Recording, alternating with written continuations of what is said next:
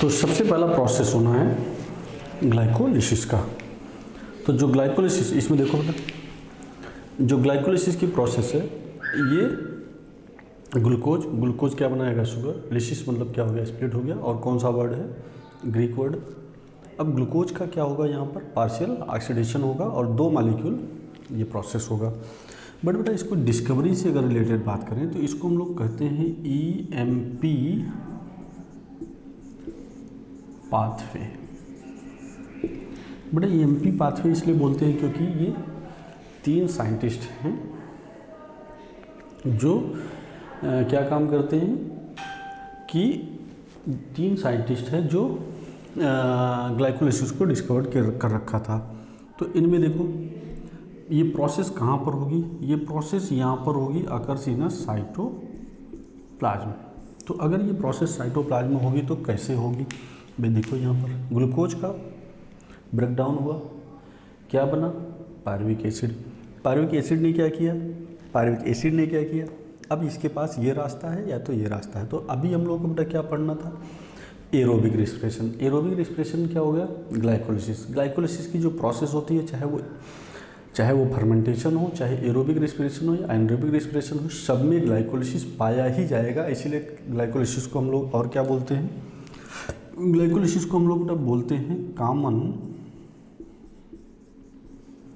Pathway. और देखो क्योंकि प्रोकैरियोट की अगर हम लोग बात करें तो प्रोकैरियोट में क्या नहीं पाया जाएगा? माइटोकॉन्ड्रिया तो नहीं पाया जाएगा। अगर प्रोकैरियोट में माइटोकॉन्ड्रिया नहीं पाया जाएगा तो प्रोकैरियोट में केवल क्या हो जाएगा? साइटोप्लाज्म की प्रोसेस चलेगी।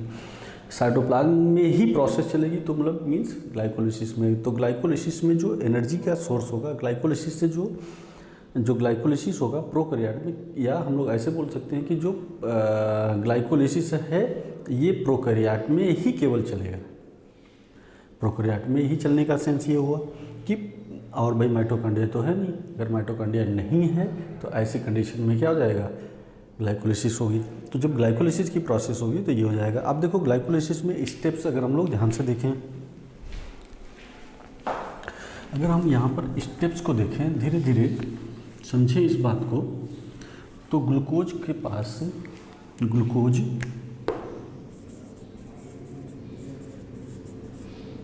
देखो ग्लूकोज कितने मॉलिक्यूल का है? 6। ये तो सबसे पहले इसका पहला वाला स्टेप क्या करना पड़ेगा? ग्लूकोज को ग्लूकोज 6 फास्फेट में कन्वर्ट करना पड़ेगा। यहाँ से जो बनता है वो बनता है ग्लूकोज 6 फास्फेट।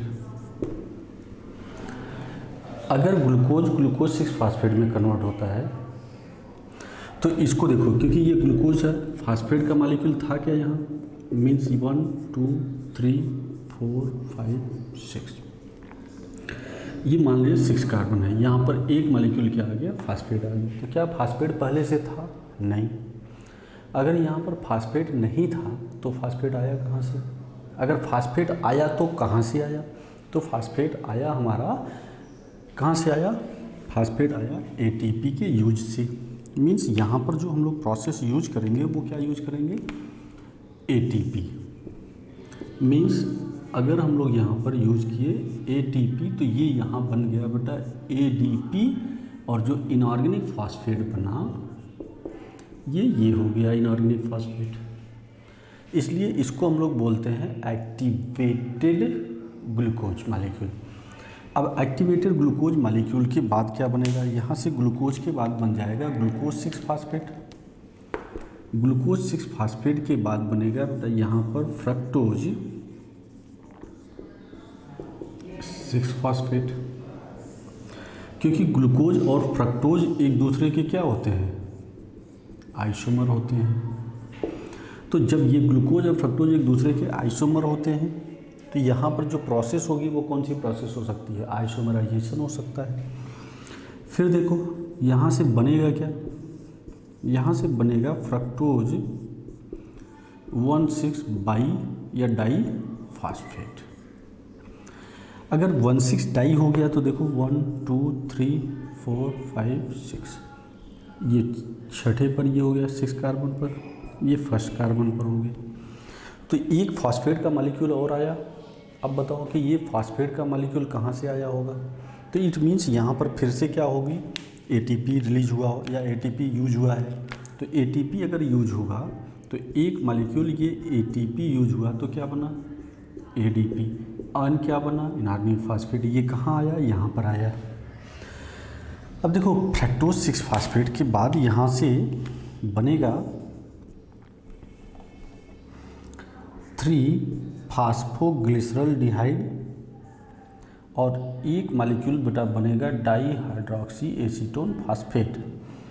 ये एक दूसरे के आइसोमर होते हैं, ये एक दूसरे के क्या होते हैं, आइसोमर होते हैं। तो ग्लूकोज 6 फास्फेट हो गया। तो ग्लूकोज 6 फास्फेट का यहाँ पर स्प्लिटिंग हो गया। स्प्लिटिंग का मतलब क्या हो गया, ब्रेक डाउन हो गया। तो जब स्प्लिटिंग हो गया या ब्रेक डाउन हो गया तो कैसे रिलीज कराती हो, ये देखो यहाँ पर। अब ये भी एक दूसरे के क्या होते हैं, आइसोमर होते हैं। अब देखो प्रोसेस यहाँ से दो दो चलने लगी। अब ये चलेगा, एक पायरुविक एसिड यहाँ से बनना है, यहाँ से चलेगा एक। तो इसका मतलब कि अब जो भी प्रोसेस चलेगी वो डबल हो जाएगी। यहाँ से क्या हो जाएगी, डबल हो जाएगी। बट अगर ये डबल है तो इसे हमें क्या करना पड़ेगा, ये सिंगल ले आना पड़ेगा। अगर हमें ये सिंगल के फॉर्म में ले आना है तो कैसे, तो 2 से मल्टीप्लाई करना पड़ेगा। 2 से मल्टीप्लाई कैसे करेंगे, इसको देखो बेटा 3 फास्फोग्लिसरल्डिहाइड, 3 फास्फोग्लिसरल्डिहाइड। अब 3 फास्फोग्लिसरल्डिहाइड यहाँ पर क्या होना है, ये कन्वर्ट होगा 1,3 डाई फास्फो या ग्लिसरल्डिहाइड, डाई फास्फोग्लिसरल्डिहाइड। अब देखो यहाँ पर बेटा ये कितने कार्बन के थे, 3 कार्बन के। यहाँ पर कौन सा ग्रुप था, एल्डिहाइड ग्रुप था, ठीक है। यहाँ पर क्या था, ये भी 3 कार्बन का है। बट यहाँ पर देखो एक फास्फेट यहाँ पर भी था, एक फास्फेट यहाँ पर आया, दूसरा फास्फेट यहाँ आया। अब ये देखो एक नया फास्फेट आ गया, ये नया फास्फेट तो आ गया। बट ये नया फास्फेट का मॉलिक्यूल जो होगा, ये नए फास्फेट का जो मॉलिक्यूल होगा, ये नए फास्फेट का मॉलिक्यूल ये कहाँ से आएगा, इसका मतलब कि इसमें हम इनऑर्गेनिक फास्फेट को ऐड करेंगे। किसको ऐड करेंगे, इनऑर्गेनिक फास्फेट को ऐड करेंगे, जो कि बिना। इसके बाद बेटा यहाँ से जो आएगा प्रोसेस, यहाँ से जो प्रोसेस आनी है, अब इसका ऑक्सीडेशन होना है। अगर ऑक्सीडेशन होना है तो कैसे होगा, देखो एल्डिहाइड का जब भी ऑक्सीडेशन होता है तो एसिड बनता है। जब एसिड बनेगा तो क्या बन जाएगा, 1,3 डाई फास्फोग्लिसरिक एसिड। यहाँ से जब बनेगा 1,3 di phosphoglyceric acid, 1,3 di phosphoglyceric acid, 1,3 di phosphoglyceric acid. अब ये एल्डिहाइड का ऑक्सीडेशन हुआ। अब ऑक्सीडेशन देखो यहाँ पर ऑक्सीजन तो यूज होगा नहीं, क्यों भाई, क्योंकि ऑक्सीजन है नहीं। अगर ऑक्सीजन नहीं है तो ऐसी कंडीशन में क्या करना पड़ेगा, इसका हमें यहाँ पर क्या किया गया, यहाँ पर हम लोगों ने यूज किया NAD का, NAD+ का 2 मॉलिक्यूल यूज किया और 2 मॉलिक्यूल यहाँ से बनाया NADH2। तो बेटा देखने की और समझने की बात क्या है, देखो यहाँ पर ये हाइड्रोजन, अगर हाइड्रोजन निकला होगा तो इसका निकला होगा, इसके पास गया, इसका मतलब इसका तो क्या हुआ, ऑक्सीडेशन हो गया। इसका क्या हुआ, ऑक्सीडेशन। बट इसका क्या हो गया, रिडक्शन हो गया। इसका क्या हो गया, रिडक्शन हो गया। अगर हम लोग रिडक्शन की बात करें तो अब ये देखो अगले स्टेप को,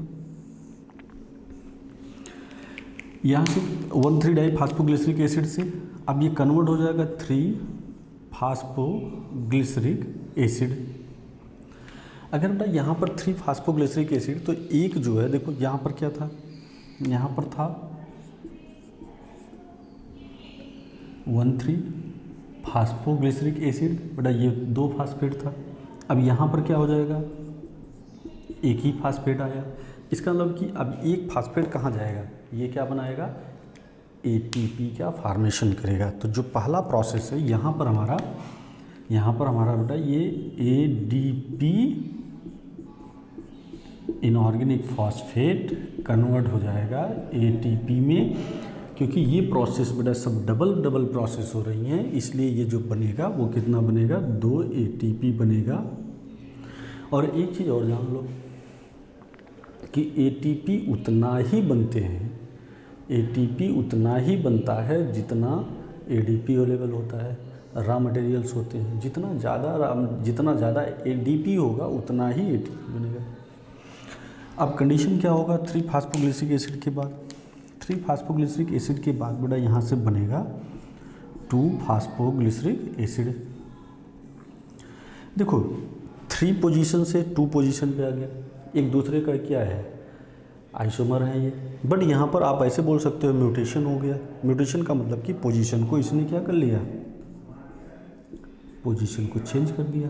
पोजीशन को इसने जैसे ही चेंज किया, पोजीशन को जैसे ही इसने चेंज किया वो क्या हो जाएगा, ये यहाँ पर आ जाएगा। फिर देखो यहाँ से बेटा क्या होना है, 2 फास्फोइनाल पायरुवेट बन गया, 2 फास्फोइनाल पायरुवेट बन गया।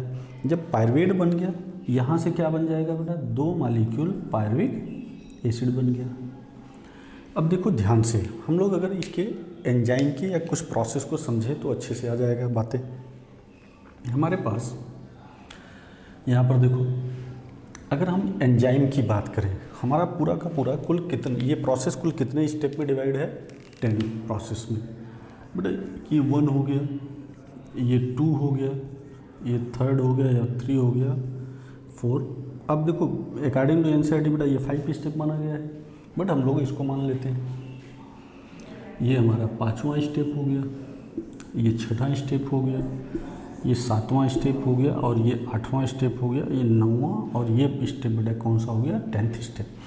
इट मीन्स ग्लाइकोलिसिस की प्रोसेस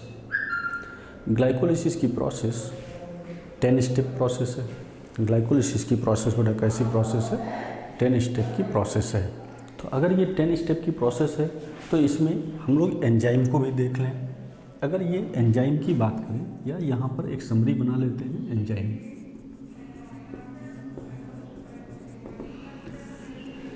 एंजाइम्स और स्टेप में क्या होना है, अगर एंजाइम्स में स्टेप की बात करूं तो देखो पहले स्टेप में यहां पर एंजाइम यूज होंगे हेक्सोकाइनेज।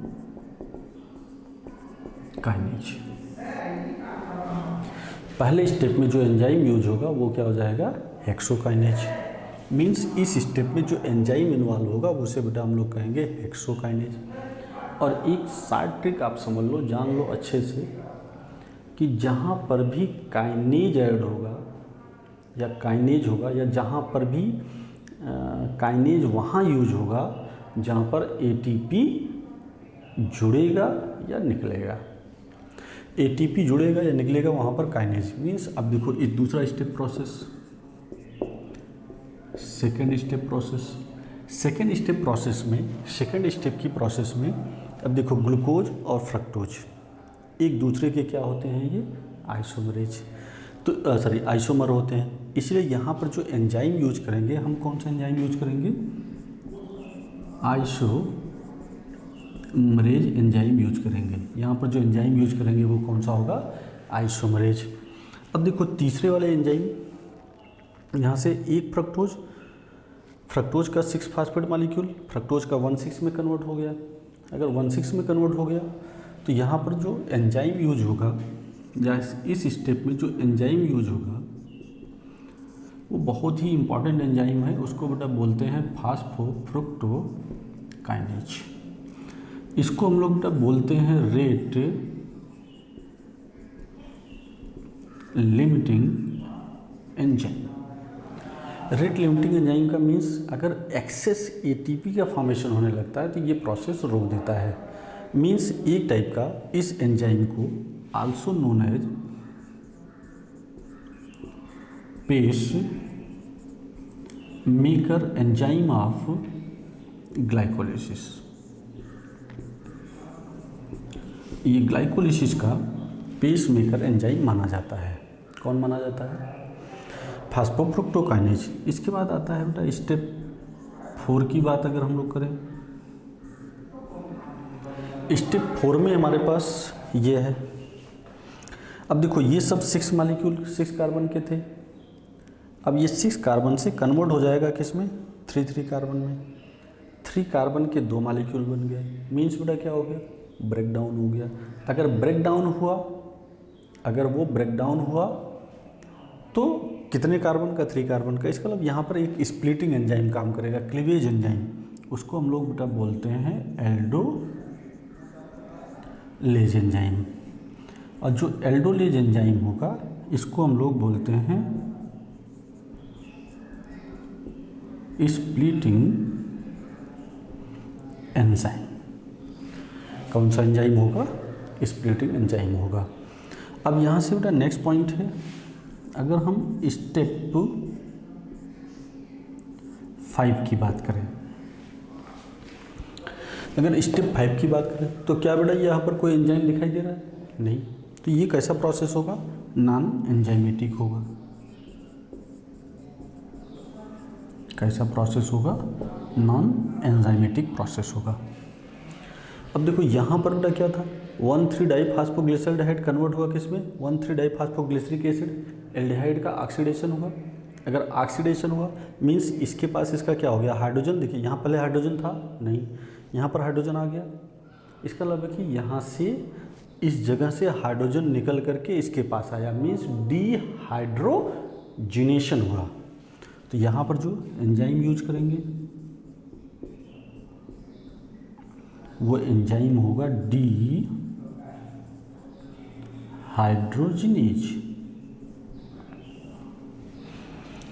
अगर हम लोग यहाँ पर बात करें दूसरे स्टेप की, तो अगर हम लोग इस स्टेप की बात करें, हमारे पास 7वें स्टेप की बात हो गई बेटा। अगर 8वें स्टेप की बात करें, अगर स्टेप 8 की बात करें,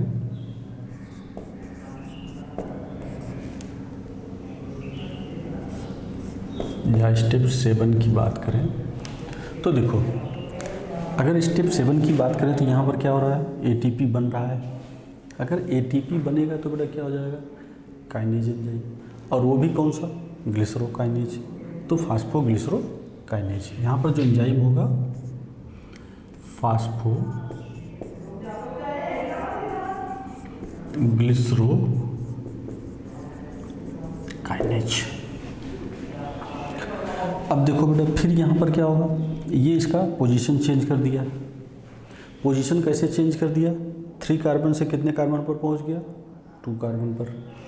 तो ये पोजीशन चेंज किया, बट एक टाइप का ये आइसोमराइजेशन की प्रोसेस है। तो ये आइसोमराइजेशन की प्रोसेस है। तो यहाँ पर जो स्टेप 8 होगा वो जो होगा, यहाँ पर बेटा ये म्यूटेज एंजाइम यूज करेंगे। कौन सा एंजाइम यूज करेंगे, म्यूटेज एंजाइम। जो स्टेप 9 की प्रोसेस है, अब देखो क्या बेटा यहाँ पर इनॉल वर्ड आया है, इसको हम लोग बोलते हैं 2-फॉस्फोइनॉल पायरुवेट। तो इनॉल आया, तो इनॉल के लिए बेटा कौन सा एंजाइम यूज करेंगे, इनोलेज। तो यहाँ पर जो एंजाइम यूज करेंगे उसको बोलते हैं इनोलेज एंजाइम। अब 10वें स्टेप में देखो, 10वें स्टेप में भी क्या होता है बेटा, यहाँ पर एटीपी का फॉर्मेशन होता है। तो एटीपी का फॉर्मेशन किससे होगा, एडीपी से होगा। 2 मॉलिक्यूल क्या, एडीपी। 2 मॉलिक्यूल किस में कन्वर्ट होगा, एटीपी में। यहाँ पर बेटा जो एंजाइम यूज होगा 10वें स्टेप का एंजाइम, जो यहाँ पर एंजाइम यूज होगा वो होगा pyruvate kinase. Pyruvate kinase enzyme. तो इस टाइप से बेटा हम लोगों ने ग्लाइकोलिसिस की पूरे प्रोसेस को तो देख लिया, बट इसमें स्टेप्स कौन कौन से हैं, मीन्स इसमें जो स्टेप्स हैं वो कौन कौन से हो सकते हैं। जैसे देखो अगर बेटा हम लोग यहाँ बात करें तो देखो ये एटीपी का, यहाँ पर एटीपी का यूटिलाइजेशन हो रहा है, ये फास्फोराइलेशन प्रोसेस है। यहाँ पर एटीपी का प्रोसेस फॉर्मेशन, एटीपी यूज हो रहा है, एडीपी बन रहा है। यहाँ पर भी बेटा फास्फोराइलेशन प्रोसेस है। तो हमारे पास फास्फोराइलेशन की प्रोसेस कहाँ कहाँ पर है, पूरा स्टेप अगर हम लोग ये देखें तो फास्फोराइलेशन 1 2 मेरे पास बेटा क्या हो जाएगा, ये 7 और 10 का। बट अब हमें एनर्जी बैलेंस शीट अगर निकालनी है, हमें एनर्जी बैलेंस शीट हम कैसे निकालेंगे या एनर्जी को कैसे कैलकुलेट करेंगे।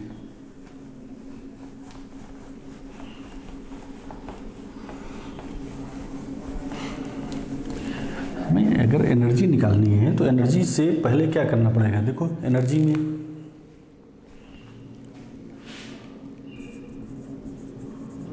एनर्जी बैलेंस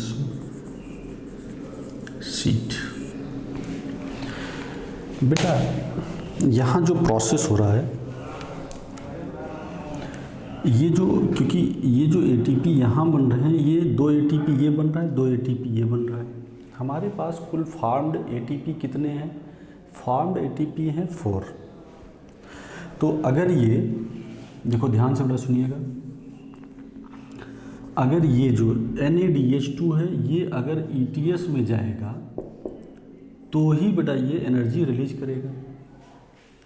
अगर ETS में जाएगा तो ही एनर्जी रिलीज करेगा, अगर ये ETS में नहीं गया तो एनर्जी रिलीज नहीं करेगा। अब ETS, जैसे हम लोग प्रोकैरियोट की बात करें तो प्रोकैरियोट में माइटोकॉन्ड्रिया है नहीं, अगर प्रोकैरियोट में माइटोकॉन्ड्रिया नहीं है, प्रोकैरियोट में माइटोकॉन्ड्रिया नहीं है तो कहाँ नहीं जाएगा, ETS में नहीं जाएगा। ETS में नहीं जाएगा, ये एनर्जी यहीं रहेगी। अब ये एनर्जी फर्मेंटेशन में यूज हो सकता है बट यहाँ नहीं जाएगी। तो अब आप ऐसे बोल सकते हो एनर्जी बैलेंस शीट को अगर हम लोग देखें तो एनर्जी बैलेंस शीट में क्या होगा बेटा, जो फार्म्ड एटीपी हैं वो कुल कितने हैं, फॉर्म एटीपी हैं वो बेटा 4 एटीपी हैं, 4। कौन से प्रोसेस कौन से स्टेप में बन रहा है, 7 और 10। 7 और 10 में बेटा ये 4 एटीपी बन रहा है। तो अगर हम लोग ये देख लिए, अब यहाँ से बेटा कंज्यूम्ड या यूज्ड एटीपी देखें तो यूज्ड एटीपी बेटा कितना है, 2, 1 और 1 2। तो यहाँ पर जो यूज्ड एटीपी है वो कितना है बेटा, 2 एटीपी। अब हमें नेट गेन बेटा देखना पड़ेगा, नेट गेन ऑफ एटीपी। अगर हमें नेट गेन ऑफ एटीपी को देखा जाए तो कितना हो सकता है, तो हो सकता है बेटा अगर वो एनारोबिक रेस्पिरेशन है, कौन सा प्रोसेस है, एनारोबिक रेस्पिरेशन है, तो क्या हो जाएगा बेटा 4 ATP माइनस 2 ATP और नेट गेन हमारे पास बेटा कितना हो गया, 2 ATP। बट अगर ये NADH2 बेटा माइटोकॉन्ड्रिया में जाएगा, अगर ये NADH2 कहाँ जाएगा, माइटोकॉन्ड्रिया में जाएगा, अगर ये माइटोकॉन्ड्रिया में गया तो यहाँ से क्या बनेगा, तो एरोबिक रेस्पिरेशन होगा। अगर बेटा एरोबिक रेस्पिरेशन हुआ तो एरोबिक रेस्पिरेशन में देखो जब भी एटीपी बेटा तुम्हारा कहाँ बनेगा, ये रिएक्शन में बनेगा। जब भी एटीपी कहाँ बनेगा, रिएक्शन में बनेगा। तो ये जो एटीपी जब रिएक्शन में बन रहा है, एटीपी रिएक्शन में बन रहा है तो इसको हम लोग सबस्ट्रेट लेवल फास्फोराइलेशन बोलते हैं। क्या बोलते हैं, सबस्ट्रेट लेवल फास्फोराइलेशन। और सबस्ट्रेट लेवल क्यों बोलते हो भाई, सबस्ट्रेट लेवल हम इसलिए बोलते हैं क्योंकि वो डायरेक्ट रिएक्शन में ही बन रहा है। तो एक देखो यहाँ पर क्या हुआ बेटा, यहाँ से 2 indirect and substrate level phosphorylation. Indirect का मतलब बेटा यहाँ से बनेगा NADH2, कितने मॉलिक्यूल हैं, 2। यहाँ से कुल कितने बनेगा बेटा, 3 या 3:6 ATP। एक बेटा NADH2 से कितना ATP बनेगा, 6। और SLP का मतलब सबस्ट्रेट लेवल फास्फोराइलेशन, तो कुल कितना हो गया बेटा, 4 ATP। अगर हम इन दोनों को ऐड कर दें, तो टोटल बेटा हमारे पास कुल कितनी एनर्जी हो गई, 10 ATP मिल गई। बट बेटा 10 ATP तो बना लिया हमने, यहाँ से 2 ATP तो खर्चा भी तो कर रहे हैं हम, या 2 ATP यहाँ से क्या हो जाएगी, यूटिलाइज भी होगी। तो मीन्स बेटा जो नेट गेन यहाँ पर होगा, यहाँ जो नेट गेन होगा वो कितना हो सकता है, तो बेटा 10 ATP minus 2 ATP, 10 ATP minus बेटा कितना हो जाएगा 2 ATP, तो ये हमारा आ जाएगा 8 ATP। तो बेटा क्या समरी बन गई, इस रिएक्शन की एक समरी ये बनी, इस रिएक्शन की समरी ये बनी कि यहाँ पर अगर एरोबिक रेस्पिरेशन है तो कुल कितने ATP का गेन होगा, 8 ATP का गेन होगा। अगर बेटा ये एनारोबिक रेस्पिरेशन है तो कुल कितने ATP का गेन होगा, 2 ही ATP का गेन होगा। तो देखो यहाँ पर बेटा एक और छोटा सा प्रोसेस है, इसको भी समझ लो। यहाँ से जो ये प्रोसेस है, यहाँ पर बेटा डिहाइड्रेशन की प्रोसेस होती है, मीन्स वाटर का रिमूवल होता है। अब देखो इस पूरे के पूरे स्टेप में क्या क्या चीज़ें हुई, इस पूरे प्रोसेस में या पूरे स्टेप में क्या क्या चीज़ें हुई, तो ये क्या क्या प्रोसेस हुई इसको देख लो। अगर हम लोग ये देखें, क्या यहाँ पर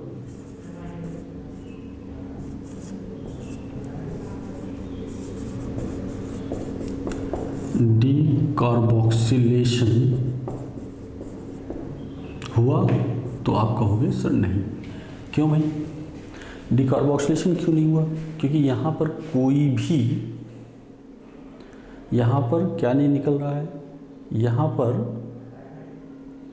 कोई भी कार्बन डाइऑक्साइड का मॉलिक्यूल नहीं निकल रहा है, कार्बन डाइऑक्साइड का मॉलिक्यूल नहीं निकल रहा है, इसलिए डीकार्बोक्सिलेशन नहीं हुआ।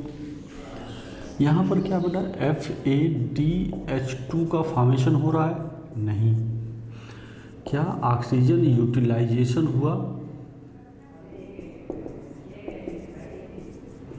तो आप कहोगे सर नहीं। ऑक्सीजन का यूटिलाइजेशन हुआ, नहीं हुआ, बट FADH2 का फॉर्मेशन हुआ, नहीं हुआ। और यहाँ से एक जो कंक्लूजन था और एक ये था बेटा कि अगर हमारे पास 2NADH2 बन रहे हैं तो इससे कुल कितने ATP बनेंगे, 6 ATP का फॉर्मेशन होगा, तब होगा जब ये ETS में जाएगा। अगर ETS में नहीं जाएगा तो नहीं होगा। तो ग्लाइकोलिसिस इस टाइप से पहला स्टेप हम लोगों ने एरोबिक रेस्पिरेशन का डिस्कस कर लिया। अब इसके बाद बात करते हैं बेटा हम लोग फेट ऑफ, यहाँ से फेट ऑफ रेस्पिरेशन का।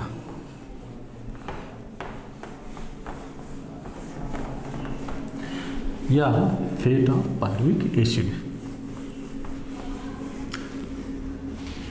तो देखो बेटा फेट ऑफ पायरुविक एसिड,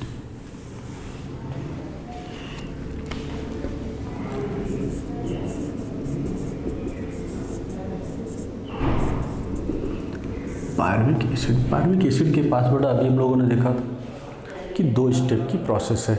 या तो वो बेटा कहाँ पर रहेगा, साइटोप्लाज्म में ही रहेगा, या तो वो माइटोकॉन्ड्रिया के मैट्रिक्स में जाएगा। अगर माइटोकॉन्ड्रिया के मैट्रिक्स में जाता है तो एरोबिक रेस्पिरेशन, क्योंकि बेटा हम लोग कौन सी प्रोसेस पढ़ रहे हैं, एरोबिक रेस्पिरेशन, बट इसके साथ साथ फर्मेंटेशन को भी देखेंगे।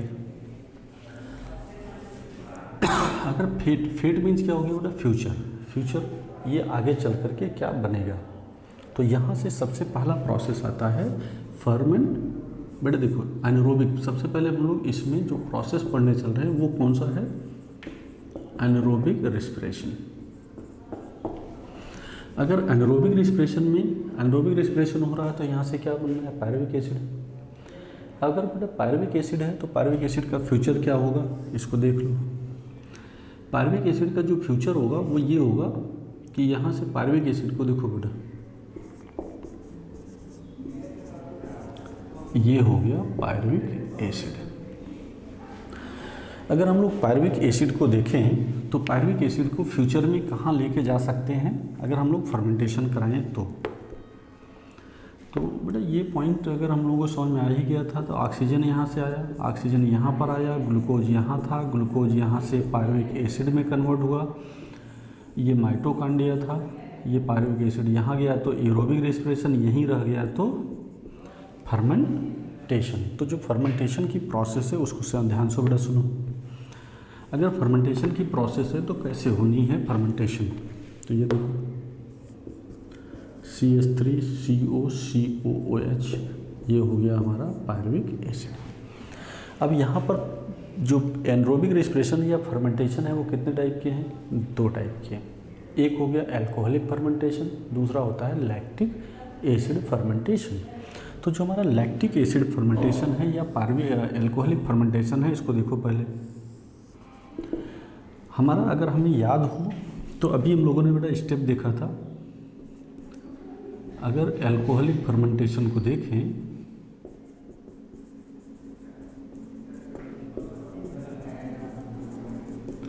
तो 2 प्रोसेस हो सकती है। पहला बेटा एक तो ग्लाइकोलिसिस हो गया, दूसरा डी कार्बोक्सिलेशन की प्रोसेस होगी। ग्लाइकोलिसिस की प्रोसेस होगी, डी कार्बोक्सिलेशन होगी, और तीसरा जो स्टेप होगा वो डी हाइड्रोजिनेशन की प्रोसेस होगी। और डी हाइड्रोजिनेशन को ही हम लोग बोलते हैं रिडक्शन की प्रोसेस। तो देखो ग्लाइकोलिसिस की प्रोसेस बेटा हो चुकी, क्यों? क्योंकि बेटा हमारे पास क्या था? ग्लूकोज था। यहाँ पर प्रोसेस हुई कौन सी? ग्लाइकोलिसिस। ये बनाया क्या बेटा? Pyruvic acid. अब देखो पायरुविक एसिड में से सबसे पहला बेटा यहाँ पर जो प्रोसेस होगी वो होगी डी कार्बोक्सिलेशन। डी देखो ध्यान से, डी मीन्स क्या होता है? निकलना। डी मीन्स है निकलना, कार्बोक्सी मतलब कार्बन डाइऑक्साइड।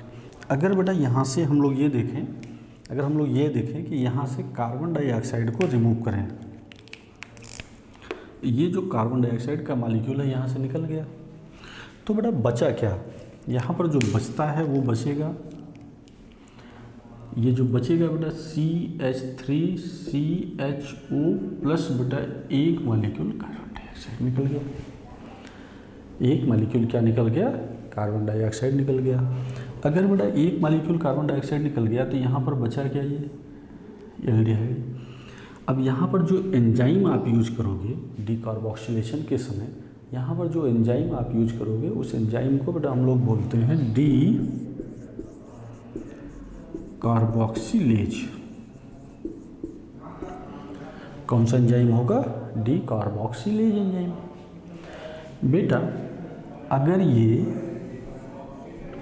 जो ग्लाइकोलिसिस के समय यहाँ बेटा ये जब आप जानते होंगे ग्लाइकोलिसिस के समय क्या बना था? 2 चीज़ें मिली थी हमें ग्लाइकोलिसिस के समय बेटा, 2 ATP मिला था और बेटा 2 NADH2 मिला था। अब क्योंकि ये माइटोकॉन्ड्रिया में जाएगा नहीं, कहाँ पर रहेगा? ये साइटोप्लाज्म में ही रहेगा। अब क्योंकि साइटोप्लाज्म में ही कौन सी प्रोसेस हो रही है? फर्मेंटेशन की। तो फर्मेंटेशन की प्रोसेस अगर होगी यहाँ पर तो ये यूटिलाइज होगा। 2 NADH2 मान लीजिए बेटा, अगर ये 2 मॉलिक्यूल करोगे तो इसे 2 हो जाएगा, ये कन्वर्ट हो गया NADH में। चलो NADH2 NAD में कन्वर्ट हो गया। ठीक, देखो बेटा ये जो H आ रहा है, ये वाला जो H आ रहा है इसके साथ जुड़ जाएगा। कैसे बन जाएगा? CH3, C तो लिख दिया, एक H बेटा इसका इधर लिख देंगे, CH2, एक O बचा, फिर एक H बचा, और तो ये हो गया इथाइल अल्कोहल। तो एस्टल्डिहाइड से क्या बन गया? Ethyl alcohol. तो हमारे पास बेटा प्रोडक्ट क्या बना? अगर इथाइल अल्कोहल का प्रोडक्ट, अब यहाँ देखो यहाँ पर बेटा एंजाइम क्या होगा, अगर हम लोग यहाँ पर एंजाइम की बात करें तो बना क्या, एल्कोहल। यहाँ पर अगर बेटा NADH2 में कन्वर्ट होता है तो कौन सा एंजाइम यूज करेंगे, डिहाइड्रोजिनेज। तो ये जो यहाँ पर एंजाइम होगा, देखो इस पूरे प्रोसेस में एंजाइम अगर देखें तो फर्स्ट स्टेप में एंजाइम होगा डी कार्बोक्सिलेज। बेटा यहाँ पर कौन सा एंजाइम यूज हुआ, डी कार्बोक्सिलेज एंजाइम यूज हुआ। इसका दूसरा बेटा यहाँ पर एंजाइम यूज होगा एल्कोहलिक डिहाइड्रोजिनेज। ये दो एंजाइम ही बेटा इस एल्कोहलिक फर्मेंटेशन में यूज होंगे। अब एल्कोहलिक डिहाइड्रोजिनेज का जो एक्टिवेटर होता है वो बेटा जिंक होता है। अब देखो फर्मेंटेशन की प्रोसेस कहाँ पर हो रही है, फर्मेंटेशन की प्रोसेस हो रही है साइटोप्लाज्म के अंदर। और क्या इसका कंप्लीट ऑक्सीडेशन हो रहा है, नहीं, इसका भी बेटा कैसा है, इनकम्प्लीट ऑक्सीडेशन हो रहा है। लेकिन किस कंडीशन में हो रहा है, एनारोबिक रिस्पिरेशन के समय या during the anaerobic respiration. Incomplete breakdown है, ये एल्कोहलिक बन गया ये। तो अगर हम लोग यहाँ पर इसका प्रोडक्ट देखें, एल्कोहलिक फर्मेंटेशन का अगर हम लोग प्रोडक्ट देखें तो क्या बन सकता है, दो। भाई एक तो क्या बन गया बेटा, कार्बन डाइऑक्साइड बन गया। दूसरा क्या बन गया, इथाइल अल्कोहल बन गया। अगर हमें बेटा यहाँ पर एल्कोहलिक फर्मेंटेशन का जो एग्जाम्पल होगा वो कहाँ पर होगा, तो एग्जाम्पल इसका लोअर एनिमल्स होंगे या लोअर ऑर्गेनिज्म होंगे, एनिमल्स नहीं ऑर्गेनिज्म होंगे। अगर बेटा इसका हमें एग्जाम्पल को देखना है तो ये ईस्ट हो जाएगा या बेटा माइक्रो ऑर्गेनिज्म हो जाएगा, ईस्ट हो जाएगा या माइक्रो ऑर्गेनिज्म। इस टाइप से बेटा हम लोगों ने कौन सा फर्मेंटेशन कंप्लीट किया, एल्कोहलिक फर्मेंटेशन। बट बेटा एल्कोहलिक फर्मेंटेशन के साथ साथ अगर हम लोग लैक्टिक एसिड का फर्मेंटेशन भी देख सकते हैं, तो अगर लैक्टिक एसिड का फर्मेंटेशन देखें तो यहीं से देख लेंगे। देखो ये पायरुविक एसिड है, जो हमारा लैक्टिक एसिड का फर्मेंटेशन होगा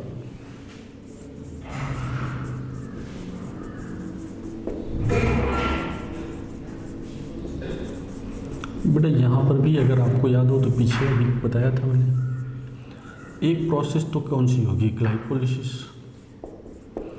दूसरा प्रोसेस यहाँ पर होगा डिहाइड्रोजिनेशन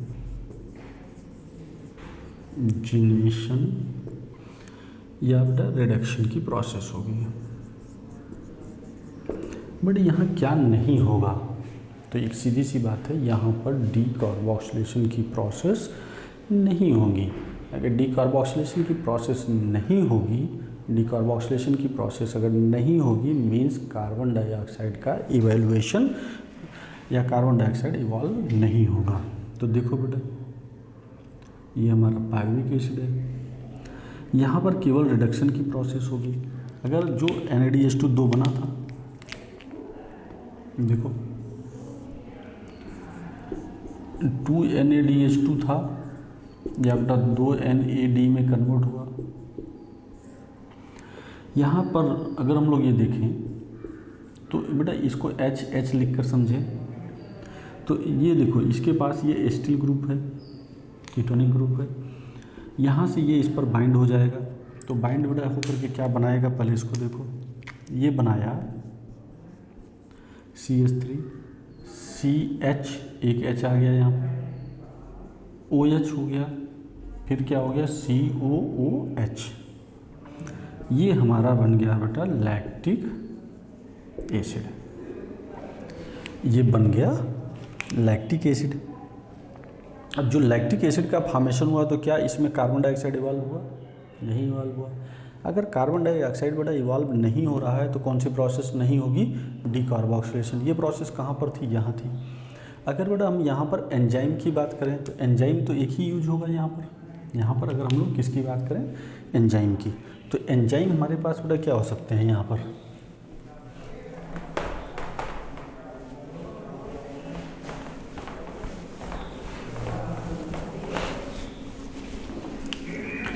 चलो बेटा देखते हैं यहाँ पर एंजाइम क्या हो सकता है। देखो लैक्टिक एसिड है, यहाँ पर डिहाइड्रोजनेशन की प्रोसेस हो रही है, तो एंजाइम कौन सा हो जाएगा, लैक्टेट डिहाइड्रोजिनेज।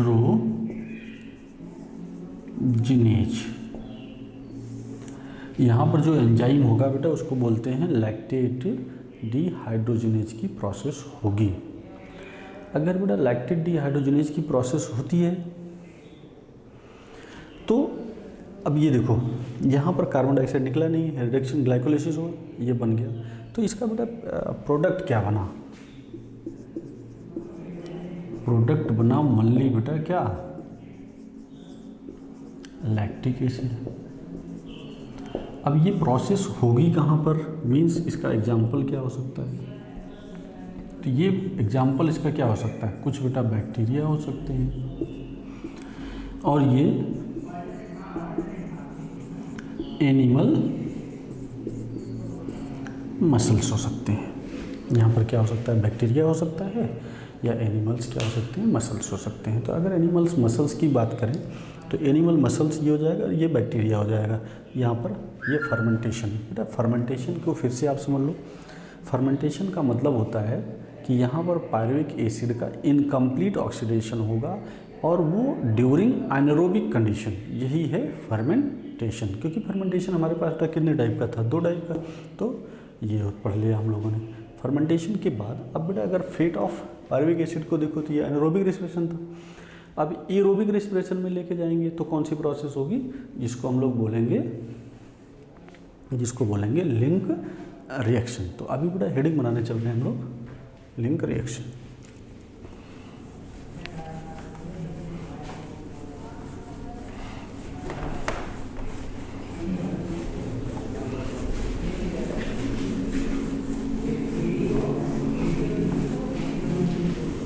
देखो पायरुविक एसिड में एरोबिक रेस्पिरेशन, अगर एरोबिक रेस्पिरेशन की प्रोसेस करते हैं तो इसमें बेटा हमको पढ़ना क्या है, हमें बेटा 3 चीज़ें पढ़नी है। पहला प्रोसेस पढ़ना है, देखो एक तो ग्लाइकोलाइसिस को पढ़ना ही था, दूसरा हमने बेटा यहाँ से देखा लिंक रिएक्शन, और तीसरा प्रोसेस यहाँ से देखा क्रेब्स साइकिल, और चौथा प्रोसेस बेटा देखा इलेक्ट्रॉन ट्रांसपोर्ट सिस्टम। अब इसको देखो एक समरी के फॉर्म में अगर हम लोग देखें तो हमारे पास बेटा क्या था, ग्लूकोज। ग्लूकोज से क्या बना, ग्लूकोज से बन गया बेटा पायरुविक एसिड। अब ये पायरुविक एसिड कहाँ जाएगा, पायरुविक एसिड जाना है माइटोकॉन्ड्रिया के मैट्रिक्स में। पायरुविक एसिड कहाँ जाना है बेटा, माइटोकॉन्ड्रिया के मैट्रिक्स में। अभी आप देखो ये यहाँ से जाएगा, ये देखो ये चला गया माइटोकॉन्ड्रिया में। ये बेटा माइटोकॉन्ड्रिया का इनर मेम्ब्रेन है बेटा, ये एक समरी आप माइंड में सेट कर लो। ये पायरुविक एसिड से कहाँ चला गया, यहाँ पर, मतलब माइटोकॉन्ड्रिया के मैट्रिक्स में। जब माइटोकॉन्ड्रिया के बेटा माइटोकॉन्ड्रिया के मैट्रिक्स में ये गया तो ये जो प्रोसेस है ये देखो यहाँ पर बेटा चलनी है। ये मैट्रिक्स मतलब माइटोकॉन्ड्रिया हो गया। अभी क्या था, अगर हम लोग इसको पूरा सेल माने, ये पूरा सेल मान लें तो इट मीन्स बेटा हमारे पास ये जो प्रोसेस होगा ये साइटोप्लाज्म होगा। ये कहाँ होगा, ये जो होगा ये साइटोप्लाज्म होगा। अब ये देखो पायरुविक एसिड के पास माइटोकॉन्ड्रिया के मैट्रिक्स में आ चुका है। ये देखो ये बेटा माइटोकॉन्ड्रिया और ये साइटोप्लाज्म, इन दोनों को कनेक्ट करने वाला यहाँ पर जो रिएक्शन होगा यही रिएक्शन कहलाएगा क्या, यही रिएक्शन होगा लिंक रिएक्शन। मतलब बेटा अब ये देखो ये टूटेगा, ये टूटेगा, इसको बेटा हम लोग बोलते हैं एसिटिल